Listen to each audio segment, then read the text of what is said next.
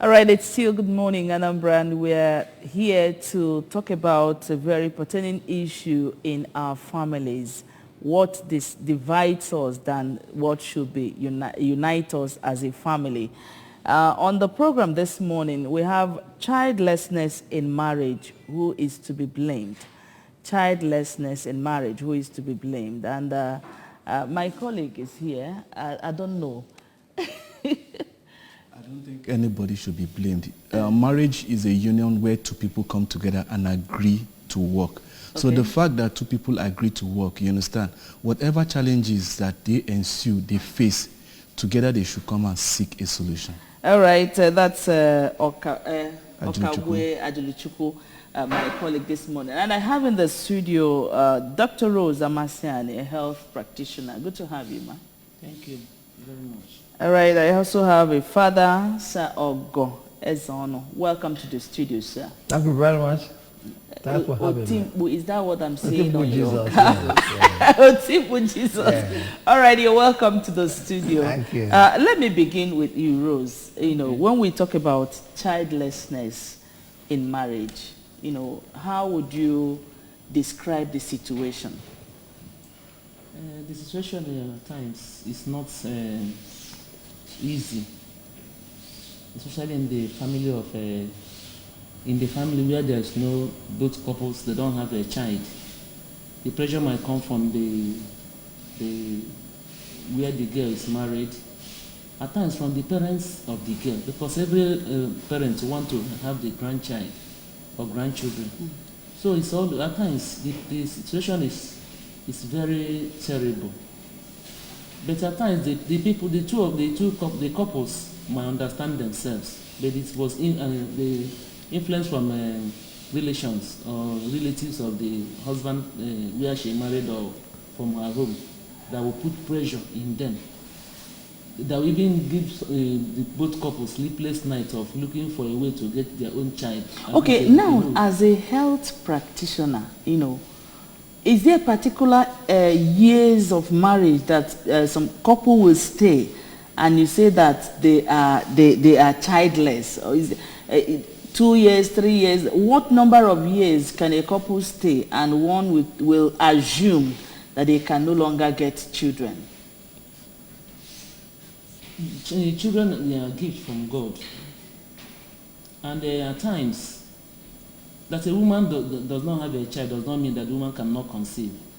You know, we have what we call menstrual cycle. We have ovulation period. Maybe they might be trying. Maybe they don't know. The woman might not know exact time she's supposed to conceive. When she's ovulating, because she will conceive if she's ovulating. Not every woman that menstruates ovulates.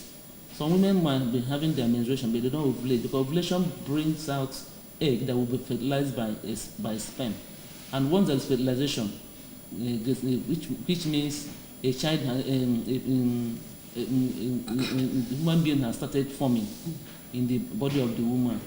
So it depends on individual. A year, 2, 3 years to even 7 years is not too much for somebody to say that the person is childless. Okay. Because for you to rule out a woman that a woman is barren or she cannot have conceived, then you have to test the woman even when she's menstruating. But some women release eggs when they're menstruating. The time they will release eggs is when they're menstruating.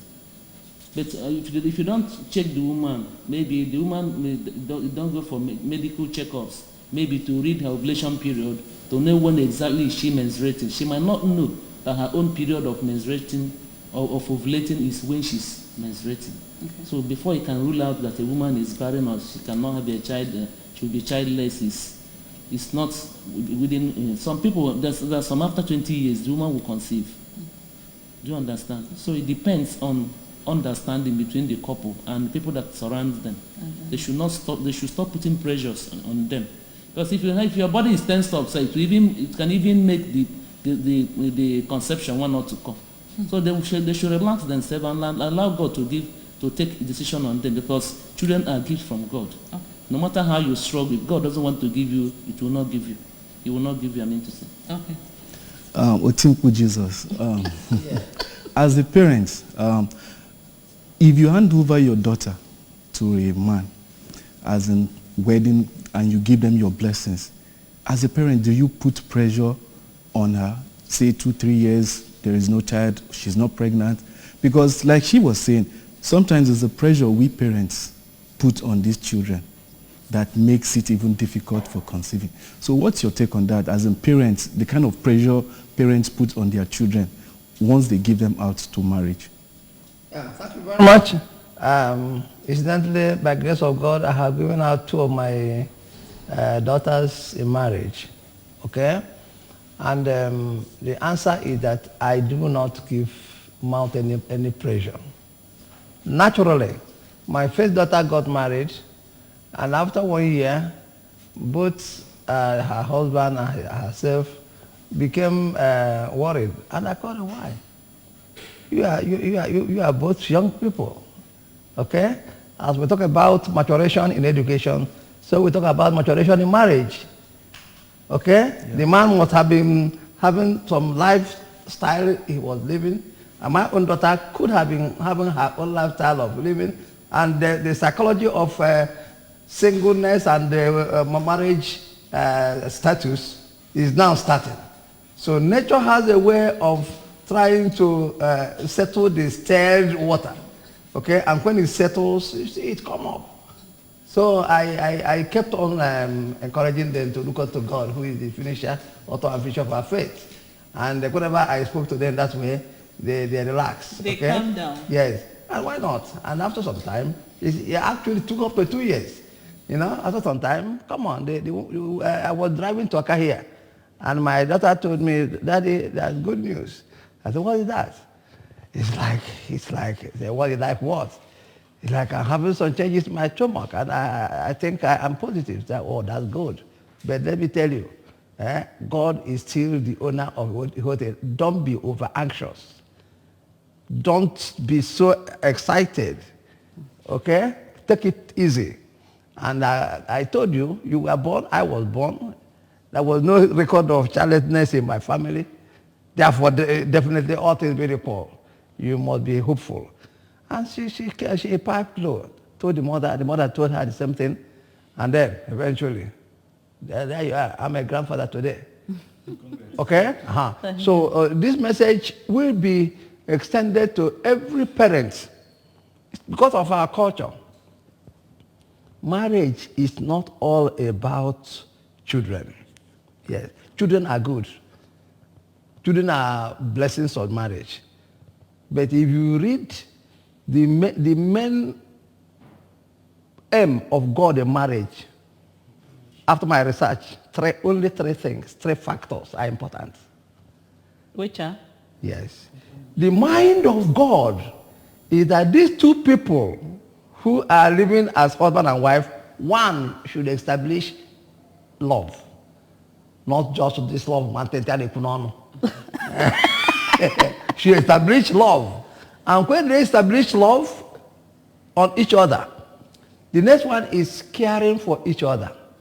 Caring. Man, care for this your wife. She is not a slave. Woman, care for this your husband. He's not a workaholic. Okay? And the third one, which some people who think they are holier than the Pope would say, what is this man saying? And that third factor is the major thing that makes the family good. And what am I talking about? Sexual satisfaction. Sexual satisfaction. These 3 factors are the main thing and the heart of God. I'm talking with every air of authority. Okay? So in every marriage where the duo establish love that is not artificial, as a book I wrote, which I titled Cosmetic Religiosity. Cosmetic religiosity. That means instead of painting something that is dark, white, paint everything dark. When you go there, maybe the deeper you go, the water it may start coming. Okay? So the message is that we as parents should believe that God who created us and gave us these children will equally get these children their own children. Our role is to put them in prayer. How many times do parents pray and call the names of their children to God and ask God to do that? And God is very interested in such prayer. All right. Now, Mrs. Amasiani, there's this popular saying that there's no smoke without fire. You know, what do you think are the causes of childlessness in marriage? But before you answer that, let's see who is on the line. Hello, good morning. Hello? Hello? All right, go ahead. Because of childlessness in a marriage, at times it might be maybe the woman is not ovulating or the man is not producing. We should be, can it be corrected? It can be corrected Okay. medically. Or the man is not producing fertile sperm that can fertilize the egg. It takes two to tango. Only a woman cannot give birth. There must be fusion of gametes, male and female gametes, to form an embryo until a zygote is formed.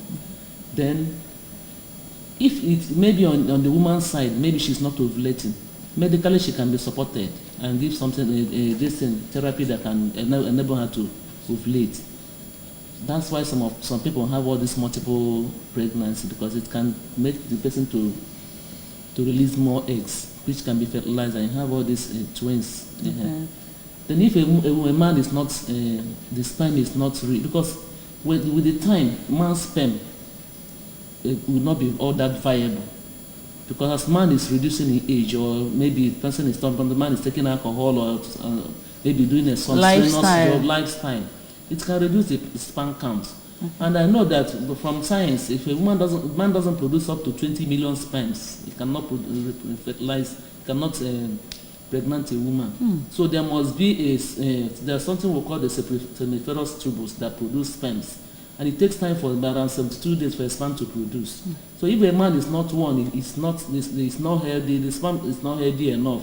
Even if the thing is fertilized, the woman can miscarry, because and even in the body of the woman, if there's a hormonal imbalance, she can also, the thing can even prevent her from conceiving. Because there's what we like progesterone and the estrogen. If maybe if she doesn't have enough progesterone that can keep the child, because that is what keeps the child in the womb, she can miscarry. So if they check her, maybe doing hormone profile, and also maybe check if she's ovulating or not, if it is on her own side, it can be corrected and she taken.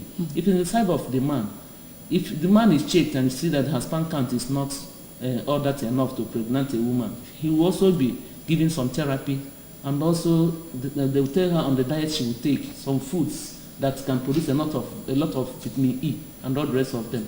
So the man will, both of them will just enjoy their marriage, and along the line she can get pregnant. That is why when a woman is not pregnant, it's not only on this, because our people always blame the woman, not knowing the man has their own side. So both of them have to go and check themselves and know who is the cause of the problem. And at times, if it's that of maybe the man is having the problem, the woman should understand and not start boasting after him, or okay, or this. If any of them have the problem, all of them should understand themselves and search for the solution, so that there will be a voice of a child crying in that house. In that house, okay. Hello, good morning. Hello, good morning. Good morning, you're welcome, Okechukwu. I want to talk about childlessness in marriage. Who to blame? Actually, I don't know. You don't need to blame anybody, except where one of the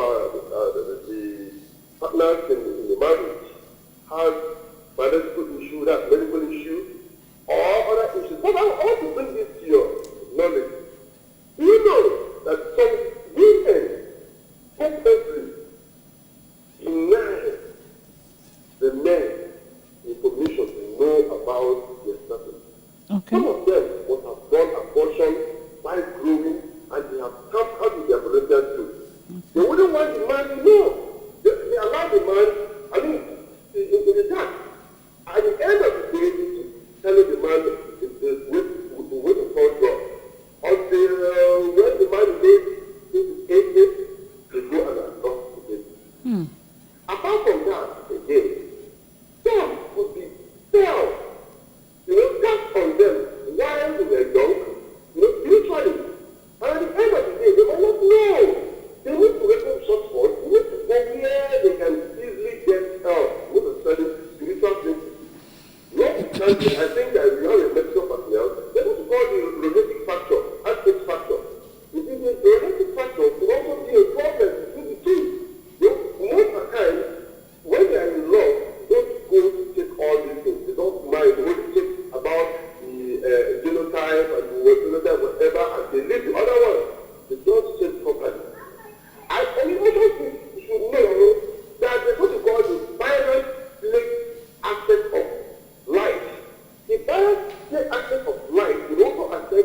woman or the man. In this case, they should all go for a conduct of the traditional aspect. If they don't go, they will hardly find cure, whether medically or otherwise. In this aspect, it is only when there is trust, when there is truth, definitely one of them, the partner in terms of marriage, has that problem. But without that, then should young people be thinking. Thank you very much. All right, thank you very much, Okechukwu from Jos. Now, I think at this point it's important for us to stress on one important point Okechukwu raised here, because I've had that story of a young woman. How can you get married? You know actually you have a problem, but you will not divulge that problem to the man so that the two of you can work it out, you know. So I think, could you please help us at this point to, speak to our young ones? Thank you. Actually, sincerity is important. Sincerity is important. Okay? If a woman is sincere to the man coming for marriage, and the man actually loves that woman, God can help them. And turn things around. Yes, God can help them. All right, sorry, hold on. Let's welcome this person. Hello, good morning. Good morning. Go ahead. I greet all of you there. Thank you. Welcome. And I say, happy new month. Thank you. Same to you. You see, this matter, the childless matter, nobody shall be blamed. Your name and your location, please. Like that. Both of them will go to doctor, they'll go to test and testify. But anyone that has fault, they begin to treat it. If treatable, they can treat it. So if somebody say, I'm calling from the body. Okay. My name is Obichukwu Kamma. All right, go ahead. So that is curable. So both of them should go to test and testify. If one of them begin to blame themselves, that is where they will not have the man to go and treat themselves. It's treatable, they can treat it. You want to English treatment or use native herb to treat it. So I cannot blame them. It happens to me. It happens to me. I have 4 children already. Before I married my wife, and my wife have 1. Since then, I have not got any children. Anyone again, I mean, but I went to test.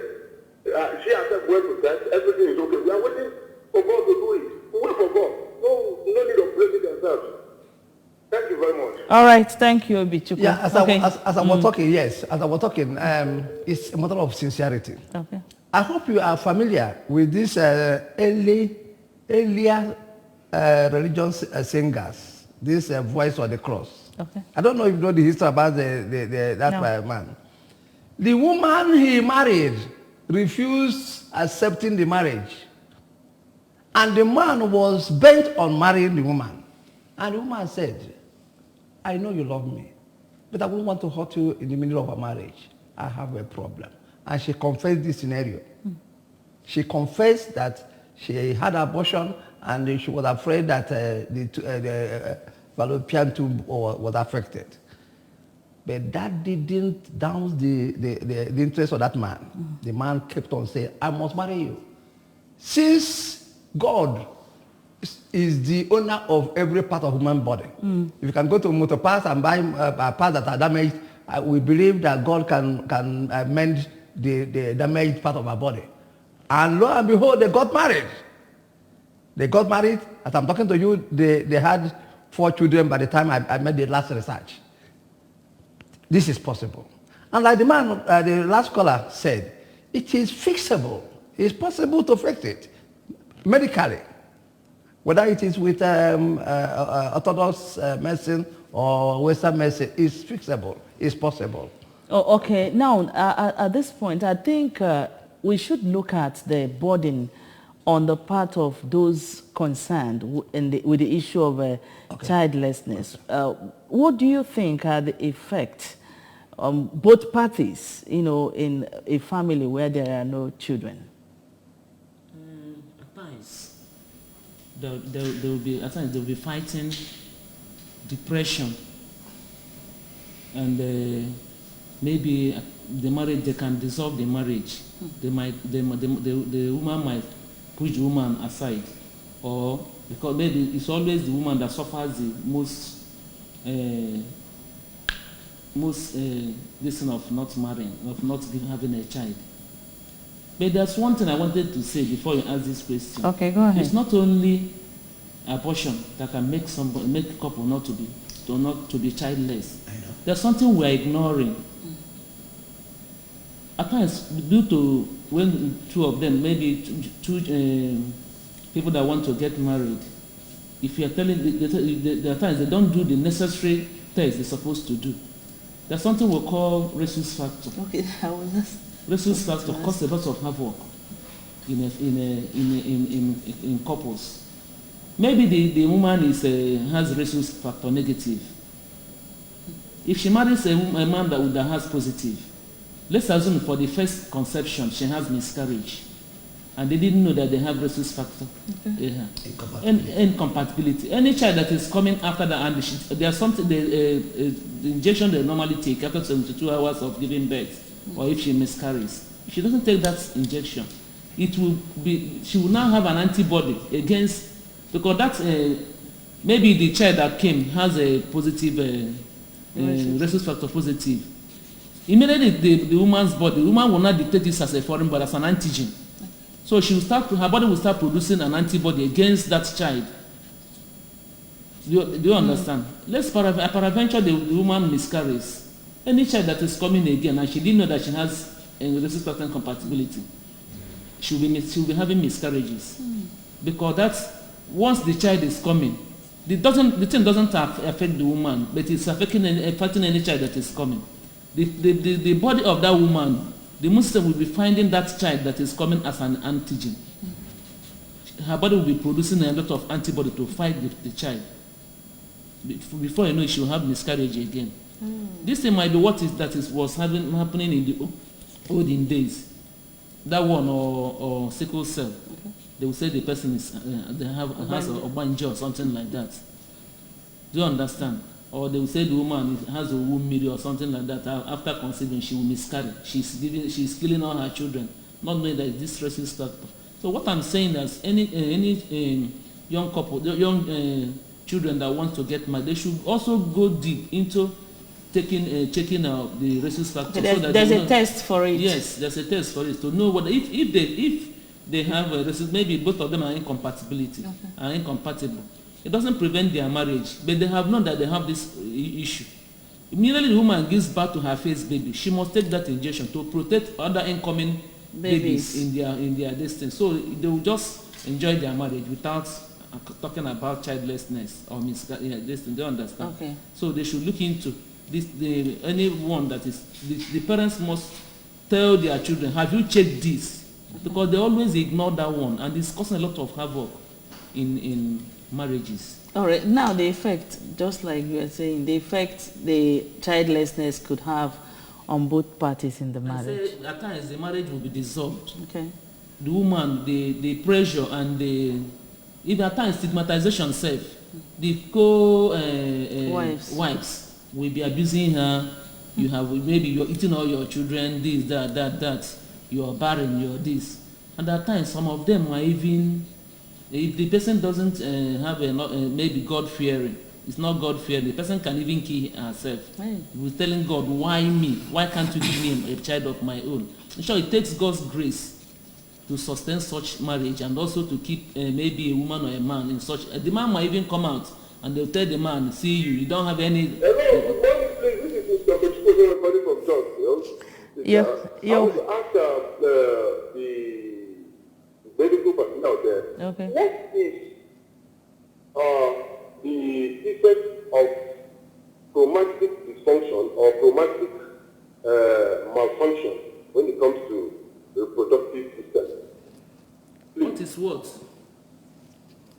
Please come again, okay, chromatic dysfunction or malfunction when it comes to reproductive system. Say chromatic. Did you say chromatic? Is sexual dysfunction? Is it when a man is not maybe? Chromosomes. Okay, chromosomes. Okay. Let me take it. Okay. Yeah, you see, There are these chromosomes. All right. Gene function or gene. Okay, hold on. Let them answer you. Yeah. we know that a man has both Y and X chromosome. Okay? And the man has two. The lady has one. Okay? And like my colleague said, the egg needs to be fertilized. Whether you have sex A, male or female, is the matter of chromosome. Okay? Right. But then, the main fact is that people always blame women as being responsible for the major causes of childlessness. And I want to shock some people. Yes. When my NGO, Service Soul for Africa Foundation, went to the field to search on this about 10 years ago, we discovered that one of the major causes of childlessness was and still is ignorance. Ignorance. Some of us do not know that this thing we carry about, handset of a cell phone, is very powerful, but very dangerous. If you get that phone and put pin around it, it will magnet it. As it magnets the pin, so it magnets the ions in the human body. Some men used to hang their phone near the testes that houses the sperm that produces children. Are you getting my point? When this cell phone is there and it is magneting on the sperm, it is weakening the sperm. Do whatever, pump in, pump out, pray in, pray out. Because it is biologically weak, it cannot function. But if people are educated to take the phone away from this place that is very, if you like, call it a santorum for children. You know, if you remove the phone from that side, that effect will be off. Okay? Fine. Now, next one is alcohol. Alcohol. Excessive alcohol. We know. Scientists, okay, please. Scientists know that please, protein I think you have to hold on now. Please, we want to go for a short break. That's okay. Let's go for a short break now and feel the pulse of those on the streets concerning the issue at hand. We'll be right back after now. Please join us again.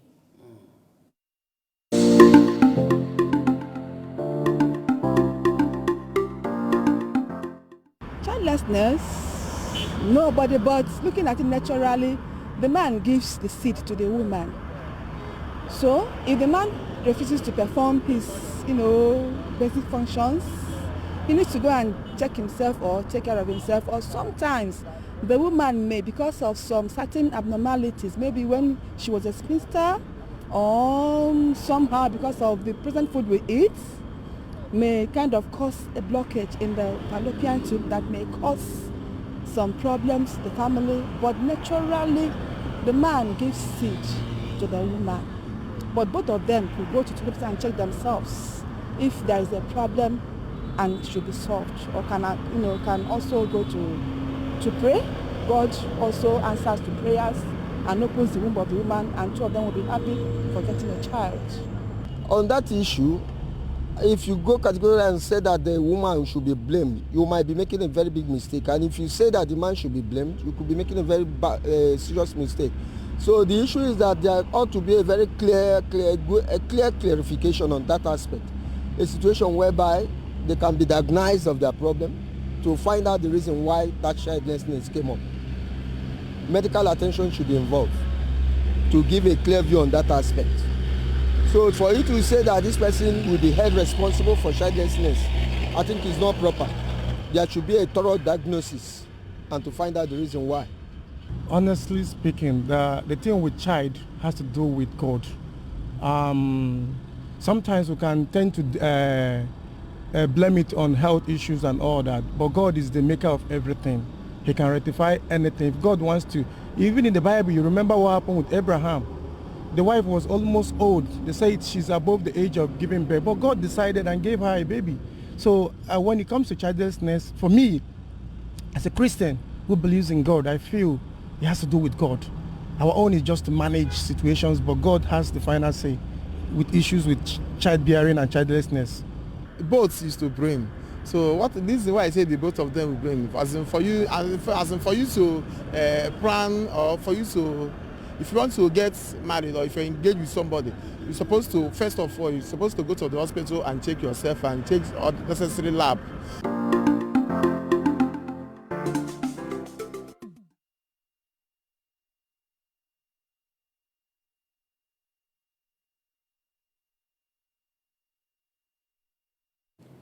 Welcome back to Good Morning Anambra, where we're talking about childlessness in marriage. And the question there to ask is, who is to be blamed? And you've heard the pulse of the masses out there talking about who to be blamed. Like Hilary Okoye said that both parties need to be blamed, that if you face it on one person, you might be making an error.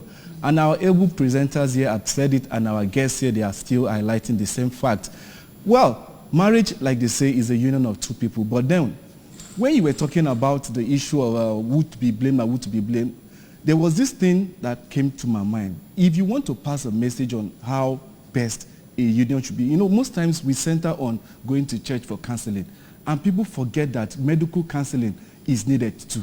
So please, what is your take on that? Yes. My take on that is that apart from religious aspect of checking, the prime, just like the church itself, insists on going for sickle cell anemia test before marriage.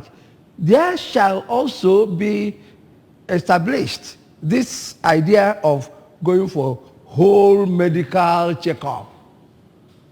Whole medical, the whole sum, or the totality of the person. Now, is there could be that will recommend the hospital you go, because some people can go to their own hospital and then falsify result and bring. That is why it is unfortunate. But then if the church takes care of it, that we have mission hospitals. Okay. We have mission hospitals.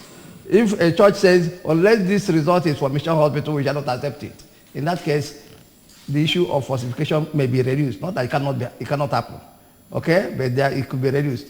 If they do that, the benefit is that when these dangers are discovered, they can be remedied. That is the thing. Okay? And it is better to do it on time than to say you manage. I don't know, let me not go to that aspect. These people who will see something like science and say, go away. God is God. God is the owner of, but God made physicians. And tells us, go and meet these people. If he tells us to do that, why should he tell people not to do that? Does it make us more holy? So as I was saying, ignorance is terrible. If you do not know that Hans said spoils it, you wouldn't know. You continue to pray, go to all these things without finding out the factors. That's why history is important. Again, heat is very important. Heat. You see, our traditional fathers knew this without going to school. That's why chiefs are allowed not to wear even pants. But wear opante. Yes. So that, because by nature, this thing, the man uses to do this thing needs a lot of fresh air. That is the truth. But when one wears tight pants, the fact is that heat will go and destroy the protein that gives you the effective sperm. Okay? So we advise people not to do that. Alcohol is terrible, especially spirits. Some people let me take spirit so that I will be on. When you take a man who is looking for a child takes too much alcohol, it will go and damage the potency of the sperm. All right, let's see who is here. Hello, good morning. Hello, good morning. Good morning. Your name and your location, please. My name is Oyinyechi from Kaduna. Oyinye, welcome. Go ahead. Yes. There is nobody to blame for childlessness in marriage, because I believe that childbearing is more spiritual, more than physical. And so the most times it may be as a result of health issues.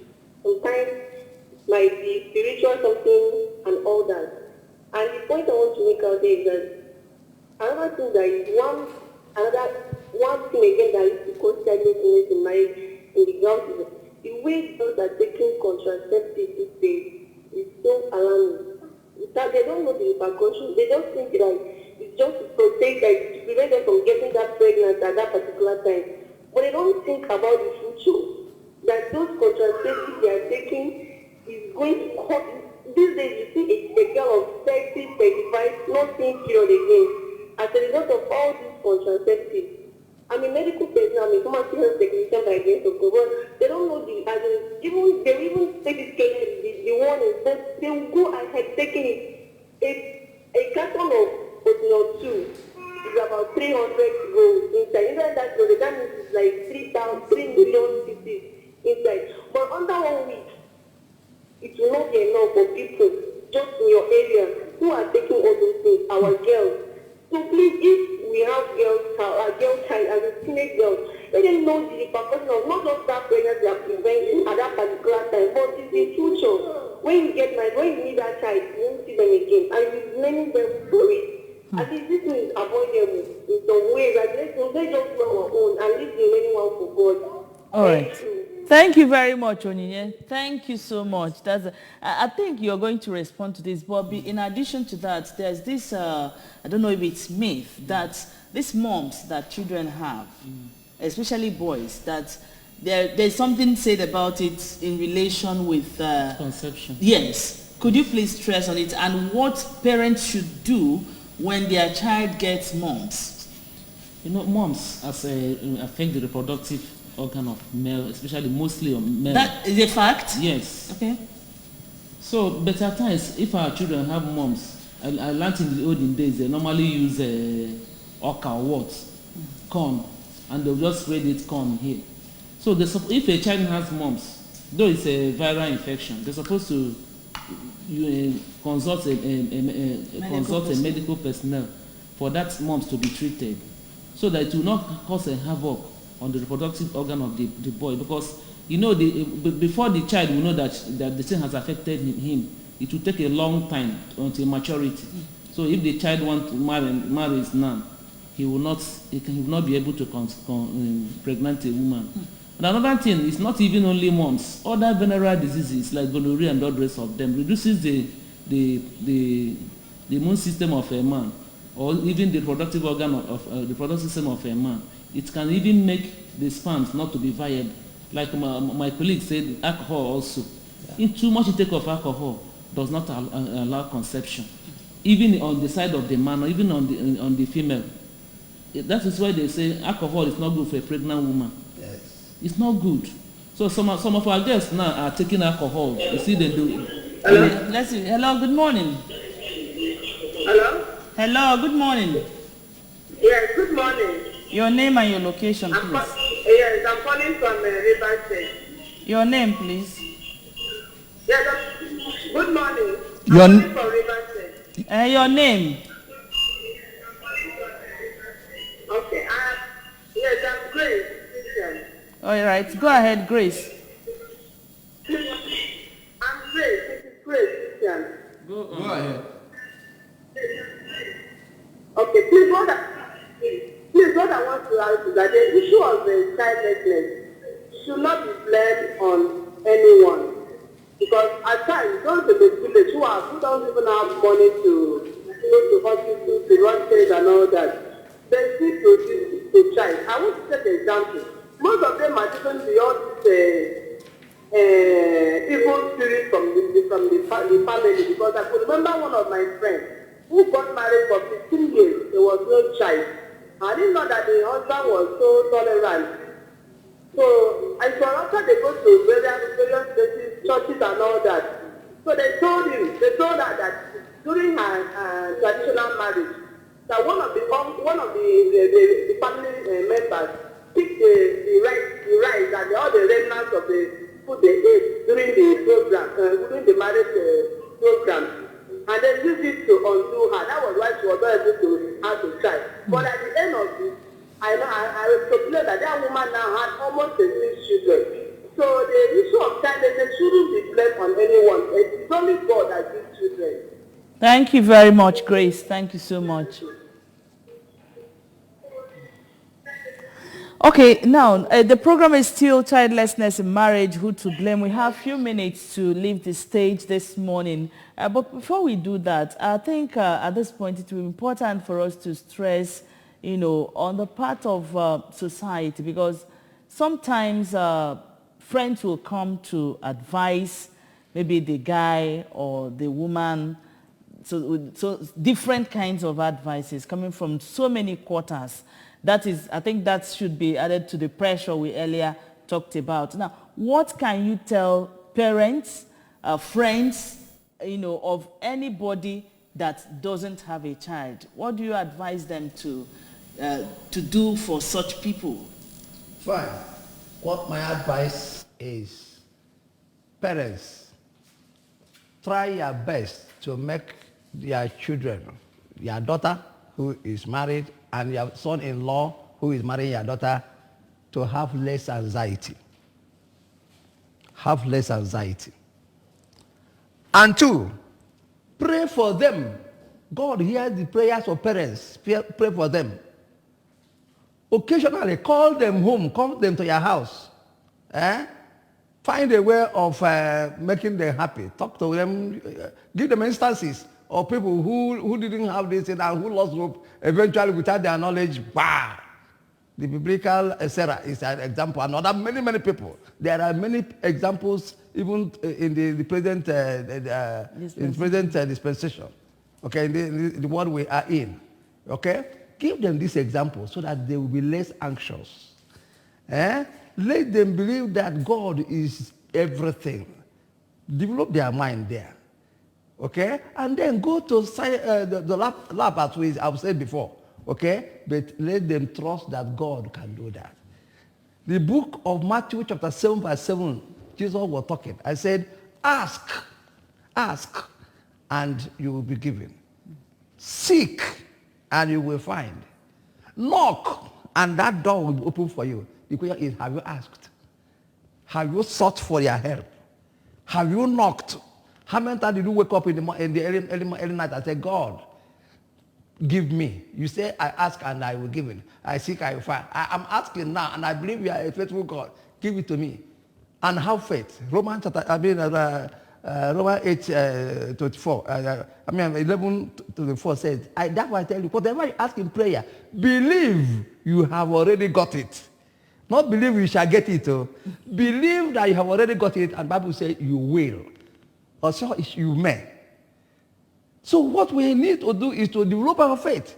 Whatever you ask in prayer, the condition, the expo is that if you want to get it, believe that you have already got it. That's why at the end of prayer I say, thank you, God, for I believe you have answered me. All right, let's take this call. Hello, good morning. Hello. Good morning. Hello. Hello, good morning. Good morning. Your name and your location. All right, welcome. Thank you. You see, Chief Justice Go ahead. Okay. We are saying now, in the wine, Nakamba, M1 Nakachi. What are you doing? Matemotama. The only thing I'm the mother. Otherwise, you won't be. Not that fellow. Okay, two something young one, or young one, or two and young one. The matter of long people, all one, the neighboring would no, the man brought water, the America. Finally, was the prince, Navajo. Along the line, and now I'm almost a robot. That is certainly not the new.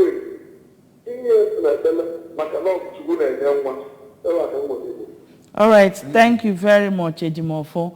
Okay, you want to say something? What I wanted to say is, for our friends, maybe friends to the couples that are childless, the parents to the parents, both bride and the groom's parents and relations, they should stop mounting pressure on them. And also for the couples to understand themselves. They should know that childbearing is number 7 in the marriage block. Marriage block has 10. It's number 7. So it's not even number 1, number 2, number 7. if there is, marriage is for companionship, for love, for them to understand themselves. And it's for two of them, not for people that are around them. They should leave them and allow God to take every charge of the marriage. God gives children and not woman. You can see somebody that they say that the person will not conceive, everything the man, but later on you see God giving them children. So in everything, they should stop mounting pressure on them. And also, the couple should also reduce anxiety. Because when the person is under anxiety, the whole body is tensed up. It might even prevent the child want to come. Children want to come in a relaxed environment. So what I'm advising is that the people around them and also them themselves should understand that anything that God knows everything, that their situation, God is aware of it. And anytime you want to visit them, he will visit them. Even I have seen somebody that maybe after 10, 15 years, the woman will conceive and have maybe triple, twins. That is how God normally do his own. Instead of giving them one. Let's take this last call before we wrap up. Hello, good morning. Hello. Okay, go ahead. Instead of giving them one, God will give them two, three. To people's amazement, beyond people's imagination. So, childlessness in marriage is not the end of life. God knows the situation. Okay, we could go on, but our time is fast spent, and we'd like to appreciate so many people that called us this morning. And even that Vox Pop is a wonderful one, because you see a lot of people have understanding of what it should be in a marriage where there are no children. And so we thank you so much, Dr. Rose Amasiane, for being here this morning. Thank you so much for your time. Thank you very much. We also appreciate you, Sir Ogo Ezono, for coming. Thank you for your time. Thank you very much. And from my colleague. Well, it's always a pleasure. I learned quite a lot today, you understand? And most importantly, what you said. Now, just the few moments, you said, no child wants to come in a hostile environment. Yes, so that's why lovemaking is the proper... Nobody slaps a woman and she gets pregnant. You understand? Yes. So lovemaking, you understand? Because you secrete that hormone which they call oxytocin, which is happy hormone. Yes. So the environment has to be conducive for both parties in order for a child to come. All right, you've heard it all, and let's make this society a better one for all of us. Until some other time, my name is Nonya Mokoye. Bye for now. I'm Ajuluchuko Okagwe. Bye.